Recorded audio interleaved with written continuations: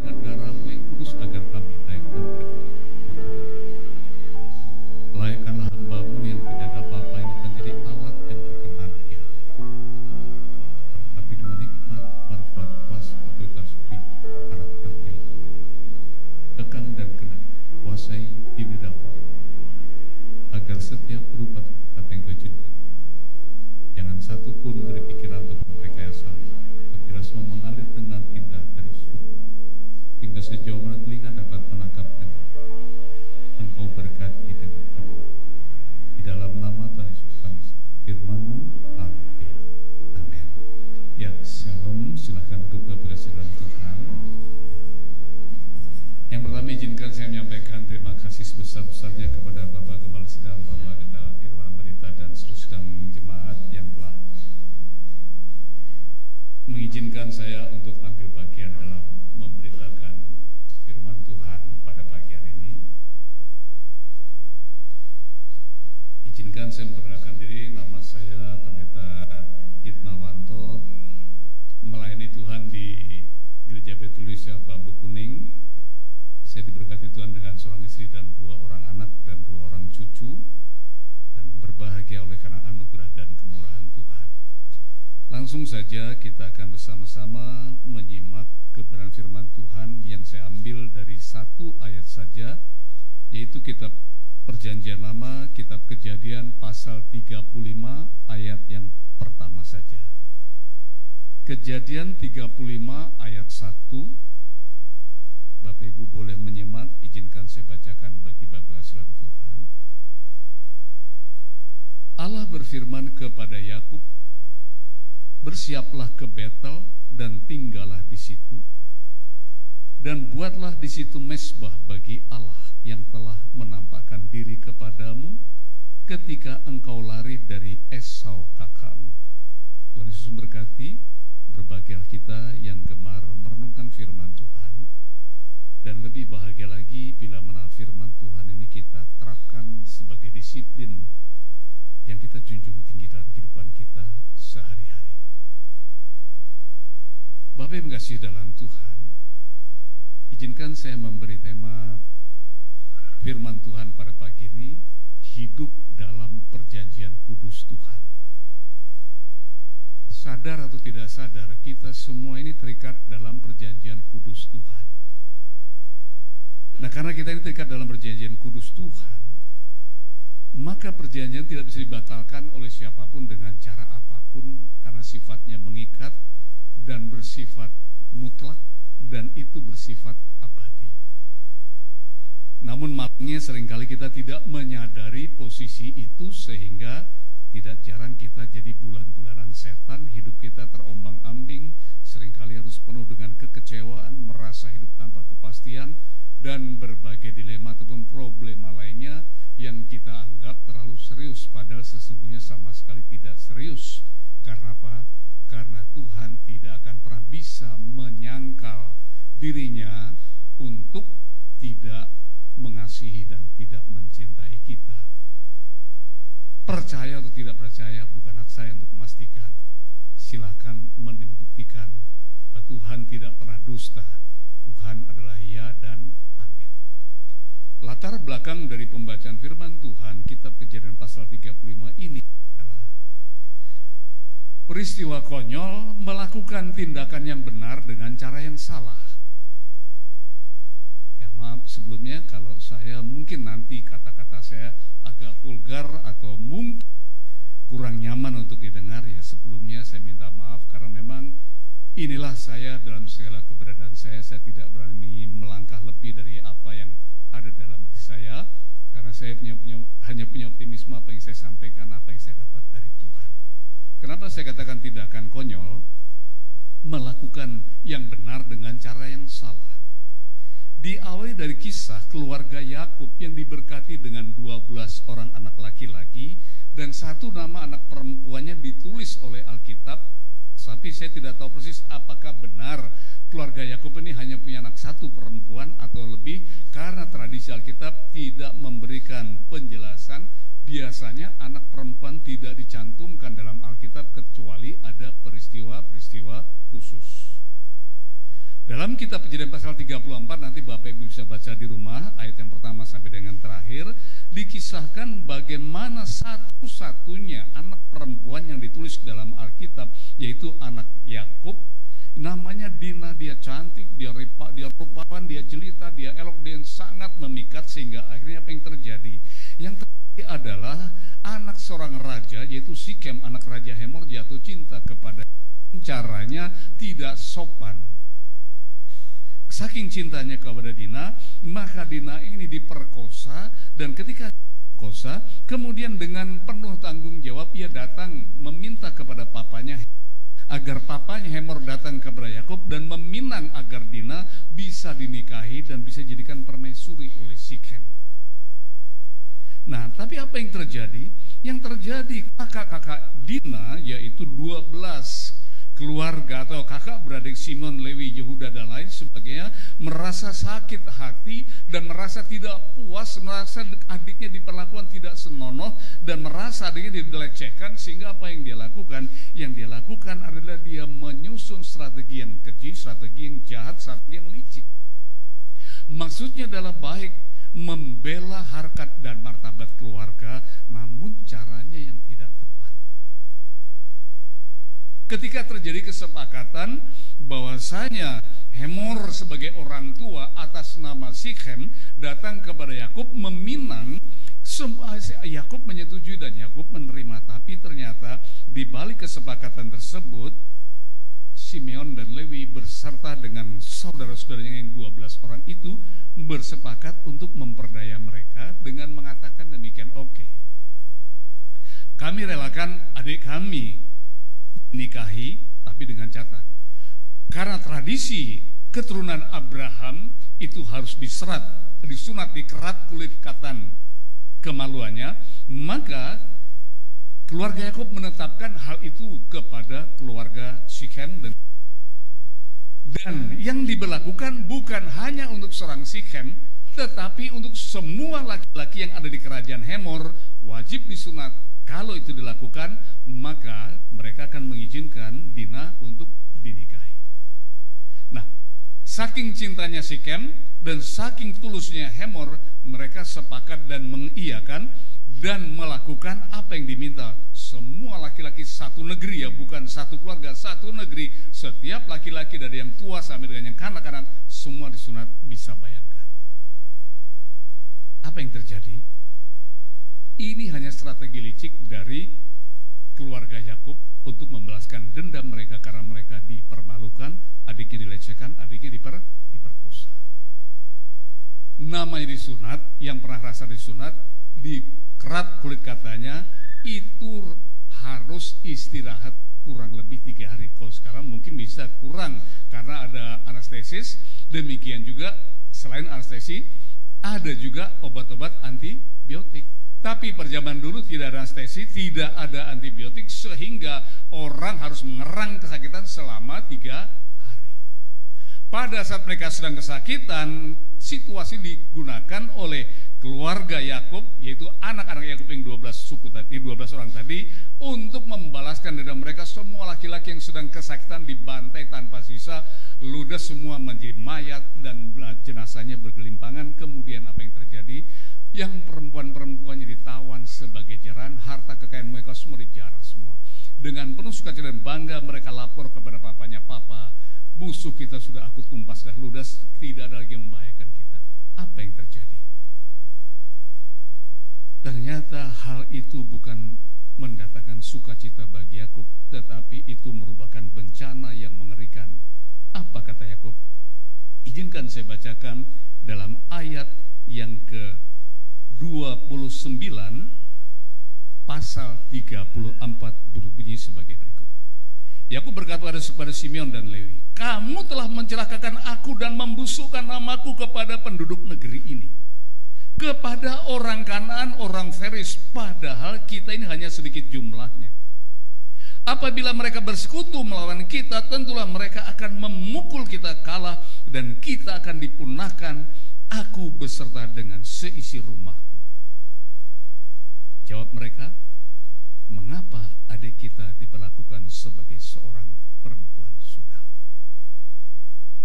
Bapak yang kasih dalam Tuhan, menjadi minoritas itu memang tidak mudah. Menjadi minoritas pada posisi yang lemah, menjadi minoritas seringkali harus berlapang dada diperlakukan secara tidak adil dan lain sebagainya. Tetapi sebagai minoritas kita tidak perlu berkecil hati. Kenapa? Jumlah boleh minoritas, tetapi yang menyertai kita adalah Allah yang perkasa, Allah yang dahsyat, Allah yang tidak terkalahkan oleh siapapun. Tuhan ingin mengajak kita belajar dari Yakub. Yang Tuhan ingin kita sadari, yang Tuhan ingin kita mengerti adalah bahwa kita ini adalah orang-orang yang terikat dalam perjanjian kudus. Perjanjian kudus yang bagaimana? Kristus sudah mati di kayu salib untuk menebus kita. Dan kenyataan Yesus terpaku di kayu salib, darahnya bercucuran dan tertumpah di atas Kalvari, itu adalah fakta, adalah realitas, dan itu adalah bukti sejarah yang tidak bisa dipungkiri dan tidak bisa disangkal. Dan darah itulah yang mengikat kita dengan Tuhan. Dan darah itulah memeteraikan bahwa kita adalah milik Allah, dan sebagai milik Allah, Allah akan mempertahankan dengan cara apapun terhadap siapapun yang akan mengusik, mengganggu orang-orang yang terikat dalam perjanjian kudus. Namun demikian, pada saat yang bersamaan Tuhan juga mengajarkan kepada kita agar kita ini hidup bijaksana sebagai orang-orang yang terikat dalam perjanjian kudus Tuhan. Menghadapi masalah, menghadapi situasi yang genting, yang kritis seperti apapun juga, kita tidak perlu takut, tidak perlu gentar. Kenapa? Karena kita senantiasa berada dalam perlindungan dan proteksi ilahi, perlindungan Allah, penyertaan Tuhan yang tidak akan bisa dikalahkan oleh siapa.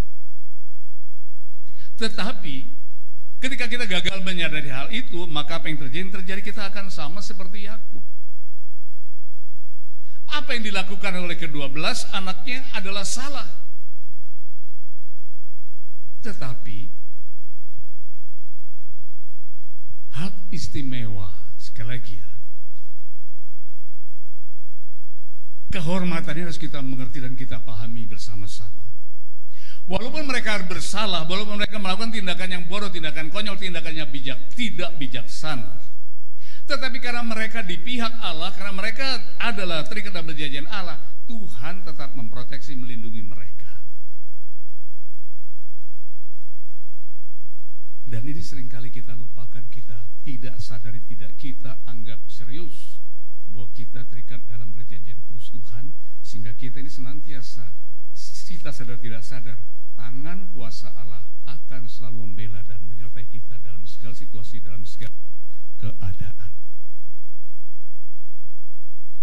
Yakub membayangkan, seandainya orang-orang seluruh Kanaan, seandainya seluruh Kanaan itu bersepakat membuat satu aliansi menyerbu dan menghancurkan Yakub, maka itu yang dibayangkan oleh Yakub, maka mereka akan binasa, mereka akan musnah, mereka tidak akan bisa lagi berdiri sebagai satu kelompok keluarga, jangankan satu bangsa, satu keluarga pun mereka tidak akan mungkin bisa berdiri lagi. Itu sebabnya Yakub panik, Yakub ketakutan. Kemudian jawab, anak-anaknya apa? Anak-anaknya menganggap enteng. Kenapa adik kita dicelakai? Kenapa adik kita dilecehkan? Saya tidak akan panjang lebarkan hal itu. Nanti Bapak Ibu silakan renungkan sendiri. Ada poin yang lebih penting yang perlu kita renungkan bersama-sama adalah bahwasanya di tengah-tengah kebijakan yang ceroboh, di tengah-tengah kesalahan yang diperbuat oleh Simeon dan Lewi, Allah tetap bekerja untuk mendatangkan kebaikan bagi setiap orang yang percaya dan istimewa bagi orang yang mengasihi Tuhan. Karena itu, kalau kita saat ini mungkin menghadapi situasi yang kritis, situasi yang tidak nyaman, atau situasi yang mungkin membuat kita jantungan, membuat kita depresi, membuat kita stres, satu hal yang perlu kita ingat, ada Tuhan, ada Allah yang selalu setia, yang tidak pernah meninggalkan kita. Maaf ya, kita amin dalam situasi aman. Tapi dalam situasi tidak aman, masihkah kita mampu amin?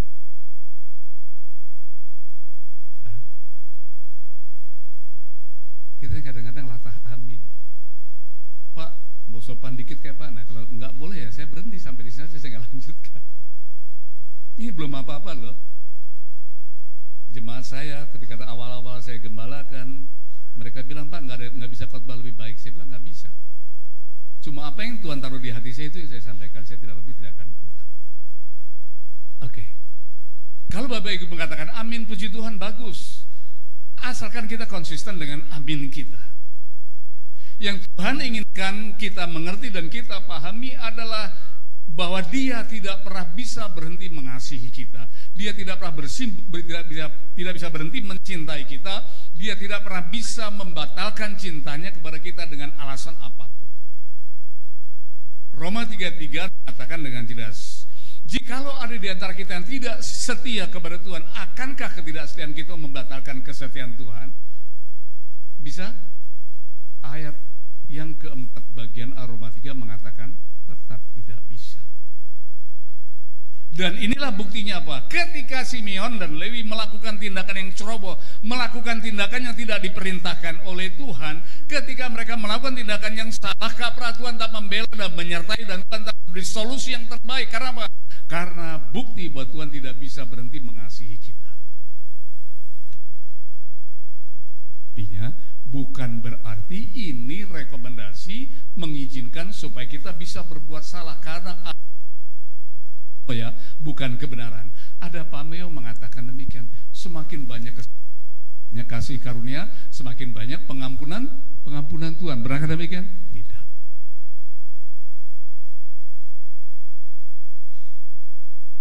Yohanes 1 ayat 9 mengatakan, jikalau kita berdosa dan kita mengaku, maka Ia adalah setia dan adil.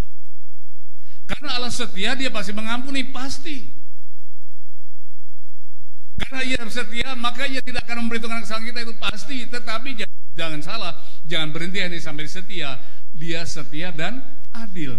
Keadilannya akan menuntut tanggung jawab kita. Karena itu, ketika Tuhan tetap setia kepada kita, jangan berlaku sembrono terhadap kesetiaan Tuhan. Hormatilah, hargailah kesetiaan Tuhan. Baik, kita lanjutkan. Ketika situasi kritis, situasi genting, dan Yakub mulai panik, Yakub mulai ketakutan, Yakub mulai stres, dia tidak tahu harus berbuat apa. Kenapa? Ia membayangkan kalau tiba-tiba suatu aliansi besar, persekutuan bangsa-bangsa Kanaan menjadi satu kelompok besar, menghancurkan keluarga Yakub, maka celaka dan binasalah, maka tidak akan ada seorang pun yang hidup di muka bumi dari keluarga Yakub.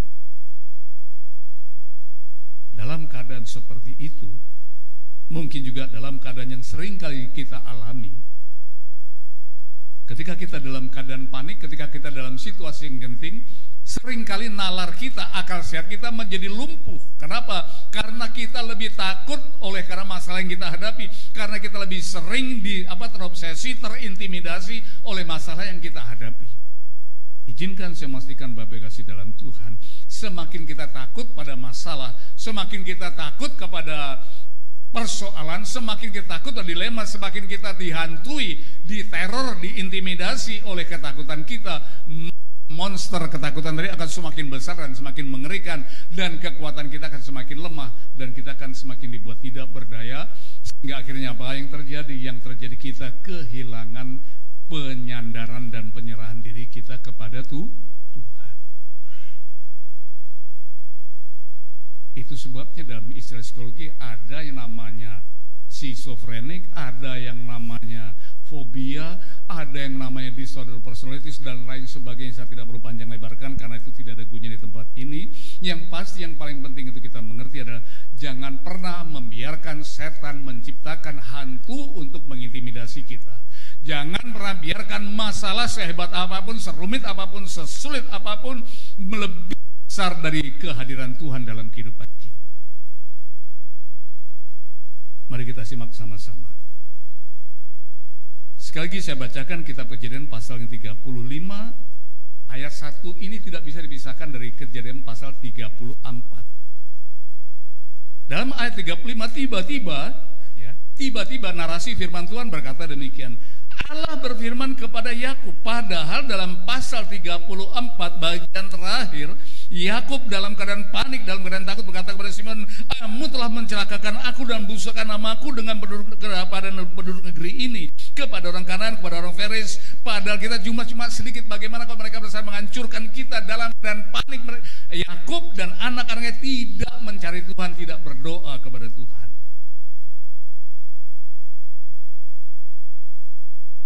Kok tiba-tiba ayat 1 Kejadian 35 tiba-tiba Allah berfirman. Mungkin bagi Bapak Ibu ini hal yang biasa, bagi saya ini hal yang luar biasa. Kenapa? Bagi saya, kalau saya teliti, saya kaji, ketika Yakub panik, ketika Yakub depresi, dia seolah tidak ingat ada Tuhan, dia seolah tidak butuh Tuhan, dia seolah ingin tampil mengatasi semua masalah dengan kekuatannya sendiri. Tapi yang aneh, tiba-tiba Allah muncul. Yang aneh, tiba-tiba Allah hadir. Yang aneh ada tiba-tiba Allah menghadirkan dirinya. Yang aneh ada tiba-tiba Tuhan berfirman dan memberikan instruksi, memberikan arahan-arahan, memberikan petunjuk kemana dan apa yang harus dilakukan oleh Yakub. Inilah salah satu bagian dari apa yang disebut dengan hak istimewa yang kita miliki sebagai orang percaya.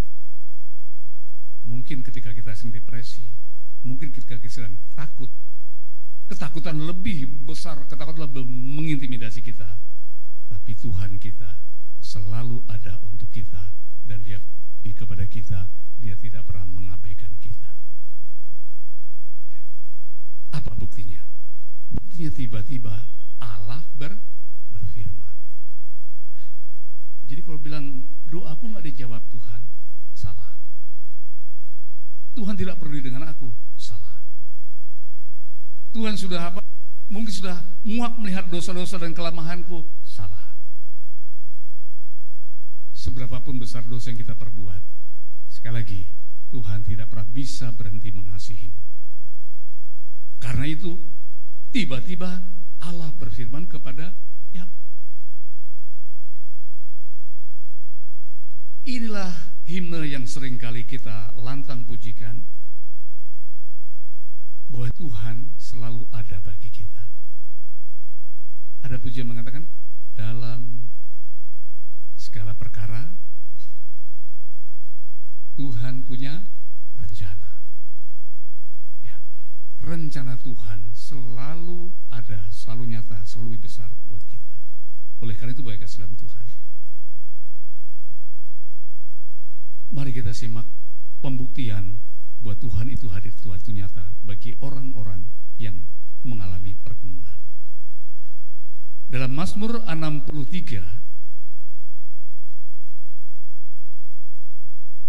ayat 7 dan ayat 8 mengatakan sebagai berikut. Apabila aku ingat kepadamu di tempat tidurku dan merenungkan engkau sepanjang kawal malam, sungguh engkau telah menjadi pertolonganku, dalam naungan sayapmu aku bersorak-sorai. Jiwaku melekat kepadamu, tangan kananmu menopang aku. Ini adalah kutipan dari keluh kesah, penderitaan dan ketakutan Daud ketika ia berada di padang gurun Yehuda. Ia berada di padang gurun Yehuda seorang diri, bukan tamasya, bukan sedang hiking, juga bukan sedang rally atau tidak. Dia sedang melarikan diri dari buruan, dari kejaran Saul. Dia berjasa bagi seluruh bangsa, dia berjasa bagi Israel, menyelamatkan Israel dari aib, menyelamatkan Saul dari bencana. Tapi apa yang dia terima, ganjarannya bukan mahkota penghargaan, bukan piagam penghargaan, bukan karangan bunga, tapi ganjarannya adalah dianggap sebagai pengkhianat yang nyawanya diinginkan oleh Saul dan ingin dibunuh, ingin dibinasakan agar dia tidak pernah ada di muka bumi. Dalam ketakutannya, Daud melarikan diri sampai di padang gurun Yehuda. Dalam ketakutannya, apa yang dikatakan? Apabila aku ingat engkau kepadamu di tempat tidurku. Ingat Tuhan di tempat tidurnya di padang belantara. Berarti apa? Atapnya langit, bantal kasurnya batu dan pasir. Bukan tempat yang nyaman. Tapi yang dikatakan, orang yang beriman akan sadar, akan tahu, akan persis bahwa dia tidak sendiri dalam kesusahannya. Karena dia kata apa? Apabila aku ingat kepadamu tempat tidurku dan merenungkan kau sepanjang kawal malam, sungguh engkau telah menjadi pertolongan pertolonganku. Mana bukti pertolongan Tuhan? Dia masih ada di padang belantara, sementara Saul masih bersama dengan pasukan elitnya, siap sewaktu-waktu dengan senjatanya membinasakan Daud. Tetapi orang yang optimis kepada Tuhan, yang sadar dia terikat dalam perjanjian kudus Tuhan, dia tidak takut bahaya, dia tidak takut musuh, dia tidak takut apapun. Karena dia merasa aman, merasa nyaman dalam penyertaan Tuhan. Simak komitmen dan statement yang diungkapkan oleh Daud dalam ayat yang terakhir, ayat yang ke-9, Mazmur pasal 63, jiwaku melekat kepadamu, tangan kananmu menopang aku. Katakan berdirimu yang sedang bersusah, sedang takutan, tangan kanan Tuhan selalu ada untukku. Tangan Tuhan tidak pernah meninggalkan aku. Bicara kesaksian, saya hidup hanya oleh karena mujizat. Kalau saya rimbun karena mujizat. Dokter katakan ada penyumbatan jantung panjang lebar ABCD, ada kista di lever, ada kista di ginjal panjang lebar tinggi dalam, belum lagi yang lain-lain. Ketika dokter mengatakan saya terima sebagai kenyataan, tapi saya percaya tangan Tuhan menopang aku. Ngapain pusing mikirin kista? Ngapain pusing mikirin kolesterol? Ngapain pusing mikirin ABCD? Yang penting hidup sesuai dengan standar yang seharusnya, standar kesehatan dijaga, hidup dalam kebenaran, percaya Tuhan. Amin. Bapak yang kasih dalam Tuhan, ketika dalam situasi yang genting, situasi yang sulit, Tuhan yang datang kepada Yakub, bukan Yakub yang mencari Tuhan. Mujizat itu terjadi kalau kita hidup dalam kepatuhan dan ketaatan. Apa yang Tuhan perintahkan kepada Yakub? Tuhan mengatakan, bersiaplah, pergilah ke Betel, tinggallah di situ dan buatlah di situ mezbah bagi Allah. Kalau firman Tuhan yang berbunyi bersiaplah pergilah ke Betel ini terjadi sekarang, itu mudah diterima dan nyaman diterima. Karena apa? Betel sekarang itu tempatnya indah, tempatnya ramai. Sekarang jadi pusat wisata rohani orang-orang Kristen. Tapi konteks ketika Yakub diperintah oleh Tuhan untuk pergi ke Betel, apa bedanya ia berada bersama Semur dengan di Betel? Semuanya kering kerontang, semuanya padang belantara. Semuanya tidak memberikan kepastian apa, tidak memberikan jaminan apa-apa. Tetapi kepatuhan dan ketaatan kita kepada Tuhan akan membawa kita ke dalam dimensi hidup yang akan ditata, dilindungi, dipelihara, diatur, dimanage oleh Tuhan. Ya. Gedung ini bisa menjadi berubah indah seperti ini, tidak senyaman beberapa waktu yang lalu, karena pengelolanya, karena Pak Gembala memanage gereja dengan baik, sehingga apa yang terjadi, sepakat bersama dengan jemaat dirubah menjadi seperti ini. Seandainya mau bicara yang mengelola gedung ini bukan orang yang mengerti manajemen dengan baik, bisa nggak berubah seperti ini? Seandainya Pak Gembala tidak bisa manajemen jemaat dengan baik, bisa nggak jemaat bertumbuh seperti ini? Maaf ya, bukan muji Pak Gembala, tapi realita mengatakan apa? Di tangan siapa maka sesuatu akan menjadi berharga atau tidak berharga. Setuju nggak setuju? Nggak masalah buat saya.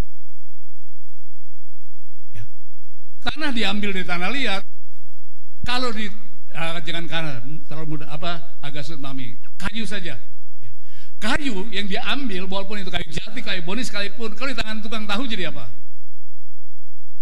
Kayu bakar. Iya dah, nggak akan lebih. Tapi kalau kayu tadi jangka, kayu boni terlalu bagus. Kayu yang murahan aja lah, kayu yang murah-murahan aja, kayu sengon, kayu apa yang murah. Kalau di tangan seniman, nilainya sama nggak dengan eboni yang dijadikan kayu bakar? Nilai kita bukan ditentukan oleh siapa kita, ditentukan oleh siapa yang kita sembah, siapa yang kita patuhi, siapa yang kita taati.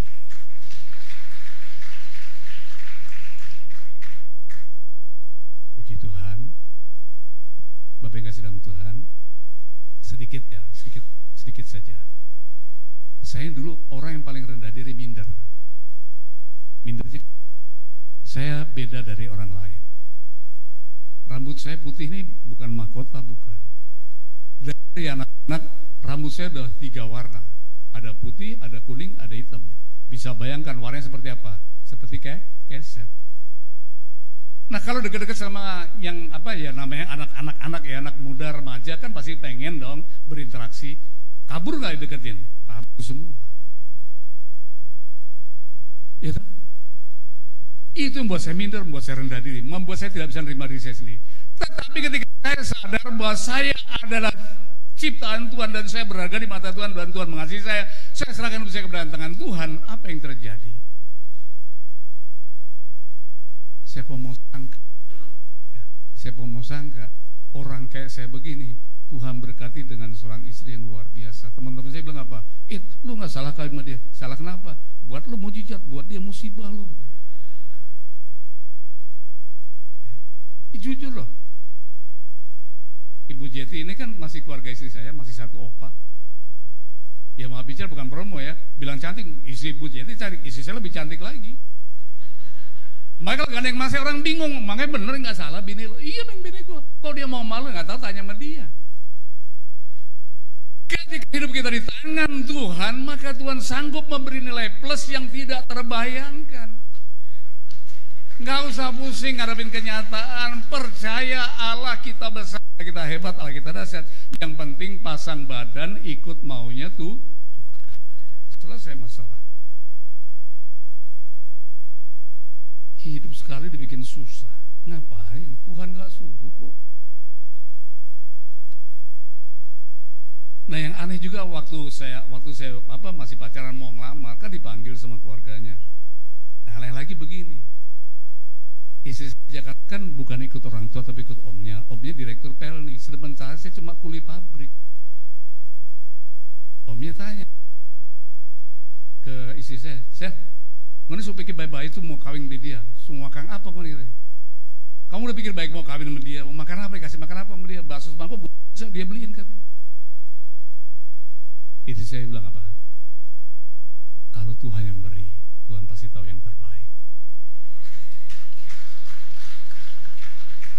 Ternyata benar. Ketika saya jadi istrinya, dia jadi istri saya. Apa yang bilang terjadi? Saya pernah kerja di General Motor, posisinya lumayan lah. Tapi saking jujurnya saya, ya, cuma makan gaji. Selesai gajian, ya sudah selesai juga tagihan, amat. Pengen mie ayam saja sebulan 1 kali. Anak saya pengen makan kerupuk 1.000 perak, ngutang. Padahal bapaknya punya posisi di perusahaan besar. Kalau saya mau curang, kalau saya mau ikut aturan main waktu saya kerja, dulu lebih dari cukup. Tapi apa? Apakah itu layak saya konsumsi? Apakah itu layak dikonsumsi oleh anak istri saya? Saya katakan tidak. Lebih baik, walaupun Indomie 1 dibelah 2, buat genggam dijadiin bubur, 4 sehat, 5 sempurna. Ini kenyataan loh. Anak saya cuma digedein seperti itu. Bapaknya pendeta, nggak punya penghasilan apa-apa, nggak punya donatur dari siapa-siapa. Tapi maaf bicara, begitu selesai SMA mau kuliah, Pak aku mau kuliah, ya udah nanti tahun depan kapan, Papa belum punya duit. Ringkas cerita apa yang terjadi? Yang satu bilang, Pak aku mau ke sekolah musik. Dah, mau sekolah musik, dibeliin gitar nggak boleh colek, dibeliin keyboard colek. Mau bilang sekolah musik, kursus sekolah, kuliah apa? Di mana? Ukrit. Dah nggak salah kan? Iya, udah. Saya antar sampai Jogja. Sampai Jogja, Christian, piano sudah grade berapa? Mabok nggak? Kalau namanya grade itu dari umur 3, 4, 5 tahun harus sudah mengerti not balok, sudah mengerti chord dan lain sebagainya. Ini senyum-senyum aja. Saya bingung kapan lu belajar piano, kapan lu belajar gitar. Orang piano nggak punya apa nggak punya. Saya bilang ke proreknya, minta tolong kalau memang nggak sanggup, nggak sesuai nanti tolong pindahin majornya aja, nggak apa-apa, terima aja sebagai. Puji Tuhan, lulus berhasil luar biasa. Kalau Bapak pernah lihat, ya pianis termuda di Indonesia yang sekarang sedang di Amerika, saya lupa namanya Stephen atau siapa, itu adalah anak murid anak saya. Dulu anak itu autis. Padahal di gereja cuma campur sama beras, 1 genggam jadi bubur. 4 sehat, 5 sempurna. Bersama Yesus kita lakukan perkara besar.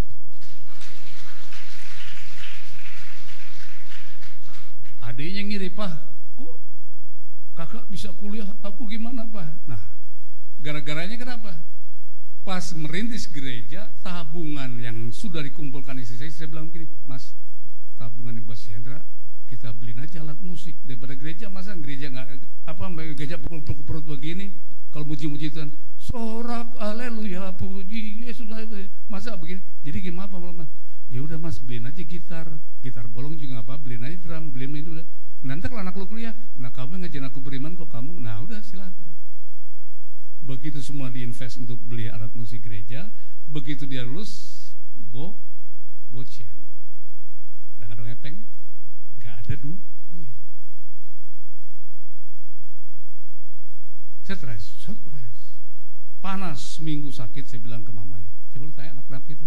Iya Mas, stres, katanya pengen kuliah nggak bisa kuliah. Tuhan punya cara untuk membuka jalan. Pas lagi sidang MD di Kinasih, karena waktu itu saya masih masuk di DKI, ada brosur beasiswa. Wah, puji Tuhan, ngucap syukur. Berangkat kita ke Bandung, sampai di Bandung, Pak, beasiswa itu hanya berlaku bulan Maret, April, ini sudah bulan September, udah nggak laku lagi. Masihkah Tuhan besar, Tuhan hebat? Halo? Tuhan masih tetap besar. Yang jadi masalah iman kita, iman saya masih tetap besar enggak? Udah saking kecewanya biasa, lagu lama kumat, panjang lebar, tinggi dan dalam. Pulang dengan rasa kecewa, sampai di pintu pagar atau telepon berbunyi. Om, saya dulu Om, dari itu yang tadi Om datang dari admin. Tadi Om, hari Senin Noel harus balik ke Bandung untuk tes. Kalau bisa tes lulus, Pak Rektor bilang bisa diterima sebagai siswa. Dan puji Tuhan, ringkas saja, akhirnya anak saya berdua diterima dan beasiswa, tapi bukan keluarga miskin, beasiswa karena prestasi. Indomie 1 bulan 2, beras segenggam, 4 sehat, 5 sempurna. Bukan dongeng, kenyataan. IP-nya berapa? Harusnya IP-nya 39, saya yang larang. Ngapain lu IP tinggi-tinggi? Belum tentu kepake kalau di dunia kerja. Ya mau lu punya dosen? Enggak kan? Ya tapi kan Pak, udah nggak usah. Pak saya larang, jam 3 baru tidur, jam 4 baru tidur, jam 1 harus di kampus. Baru semester 3 sudah jadi asdos. Kalau bukan karena mujizat, nggak mungkin. Ya, mau bicara. Bapaknya pendeta kere, anaknya sekarang jadi konsultan, dikontrak oleh beberapa BUMN besar. 4 sehat 5 sempurna, hanya modalnya apa? Indomie. Indominya kecil, Allahnya hebat, Tuhannya besar.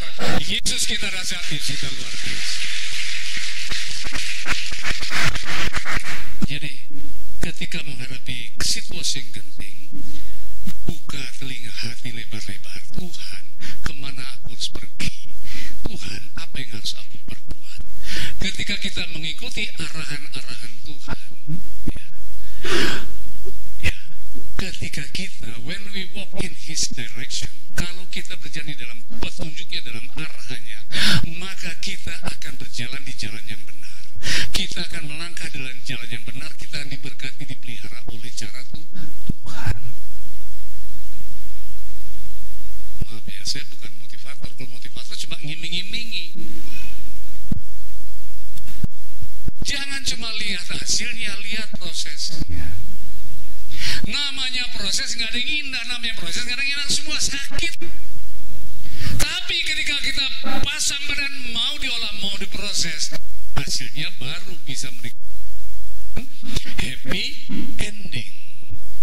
Oleh karena itu, kasih dalam Tuhan, disiplinkan diri kita untuk peka terhadap suara Tuhan. Ketika Tuhan mengatakan pergilah ke Betel, pergilah melangkah. Pak, Betel kan di sana jauh di Israel. Jangan salah, Betel itu rumah Tuhan.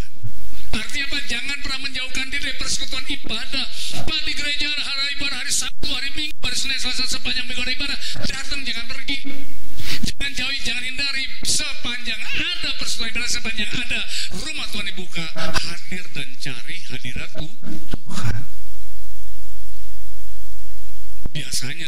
Biasanya, maaf, saya percaya di sini nggak terjadi. Sewaktu masih susah, tekun setia rajin berdoa. Tapi begitu mulai diberkati berdoa, mulai apa yang terjadi? Mah, titip per bulan ya buat gereja. Mah, titip buat pembangunan, mau titip buat ini. Biasanya apa? Enggak gereja. Hati-hati. Hati-hati gunakan uangmu. Hati-hati gunakan emasmu. Tuhan gak butuh perpuluhanmu. Tuhan gak butuh uangmu. Tuhan butuh hatimu. Tuhan butuh perpuluhan saudara? Apa? Ambil saya. Tuhan gak butuh perpuluhan saudara. Yang Tuhan butuh apa? Hatimu. Orang yang punya hati buat Tuhan gak bakal absen bayar perpuluhan. Iya kan? Orang yang mengasihi Tuhan, jangankan perpuluhan, per 100 pun dia korbankan. Dan orang yang setia kepada Tuhan gak akan kekurangan, gak akan pintar, gak akan melarat. Kenapa? Tuhan kita adalah Allah yang besar, Allah yang hebat.